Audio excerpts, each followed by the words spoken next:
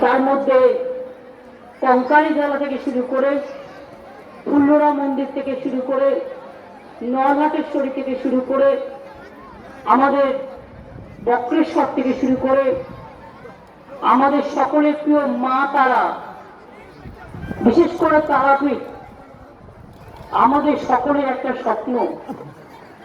এবং আজকে আমি সবচেয়ে খুশি, আমাদের সবাই তো এসছেনই, কিন্তু প্রেসিডেন্ট তারা মা সেবায়ত সমিতি শ্রী তারামা মুখার্জি এবং তারামা সেবায়ত সমিতি ধ্রুব চ্যাটার্জি তারা আমাদের মধ্যে এসছেন। আমি তাদের প্রথমে আমার কৃতজ্ঞতা প্রণাম জানাই।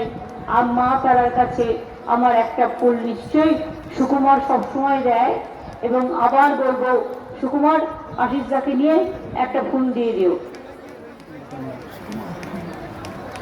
আমার এখানে